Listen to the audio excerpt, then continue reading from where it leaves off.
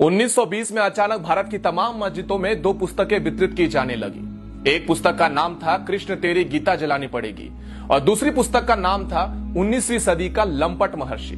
ये दोनों पुस्तकें अनाम थी, इसमें किसी लेखक या प्रकाशक का नाम तक नहीं था और इन दोनों पुस्तकों में भगवान श्री कृष्ण, हिंदू धर्म इत्यादि पर बेहद अश्लील, बेहद घिनौनी बातें लिखी गई थी। और इन पुस्तकों में तमाम देवी देवताओं के बाद इतने बेहद रेखा चित्र रेखाटे गए थे जिसे हिंदू अगर देख लेता तो उसका खून खौल के उठ जाता। और धीरे धीरे ये दोनों पुस्तकें भारत की हर एक मस्जिदों में वितरित की जाने लगी।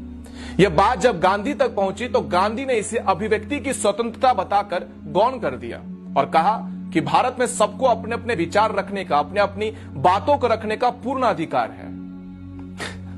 फिर एक दिन अचानक 1923 में लाहौर स्थित राजपाल प्रकाशक के मालिक महाशय राजपाल जी ने एक पुस्तक प्रकाशित की जिसका नाम था रंगीला रसूल।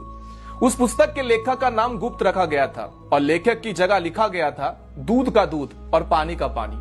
हालांकि उस पुस्तक में असली लेखक पंडित चंपूपति थे जो इस्लाम के जाने माने विद्वान थे और सबसे अच्छी बात यह थी कि उस पुस्तक में कोई भी झूठ नहीं था बल्कि तमाम सबूतों के साथ बाकायदा आयत नंबर, हदीस नंबर इत्यादि देकर कई बातें लिखी गई थी। 1.5 वर्षों तक रंगीला रसूल बिकता रहा पूरे भारत में, कहीं कोई बवाल नहीं हुआ। लेकिन एक दिन अचानक 24 मई 1924 को गांधी ने अपने समाचार पत्र यंग इंडिया में एक लंबा चौड़ा लेख लिखकर रंगीला रसूल पुस्तक की खूब निंदा करी और अंत में 3 पंक्तियां ऐसी लिखी: मुसलमानों को स्वयं ऐसी पुस्तक लिखने वालों को सजा देनी चाहिए।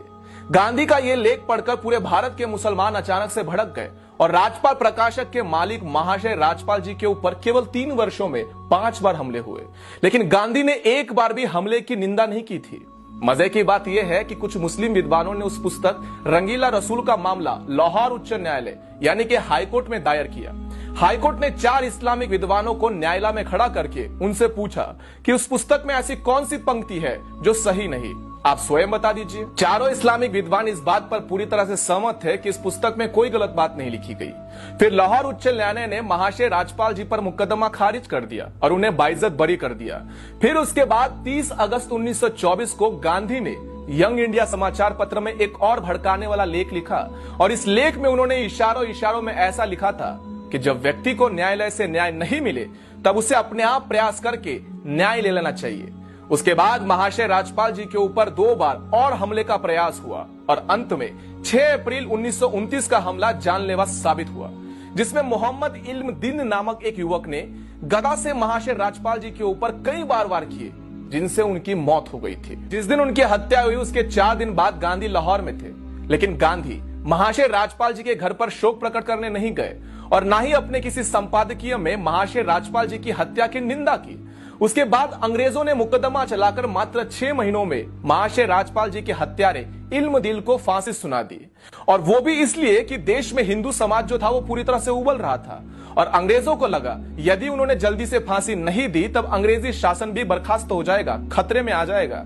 उसके बाद 4 जून 1929 को गांधी ने अंग्रेज वाइसरॉय को चिट्ठी लिखकर महाशय राजपाल जी के हत्यारे की फांसी की सजा को माफ करने की अनुरोध किया था और इसके अगले ही दिन अपने समाचार पत्र यंग इंडिया में एक लेख लिखते हुए जिसमें गांधी ने यह साबित करने का प्रयत्न किया था कि हत्यारा तो निर्दोष है, नादान है, क्योंकि उसे अपने मजहब का अपमान सहन नहीं हुआ और उसने गुस्से में आकर यह हत्या करने का निर्णय ले लिया।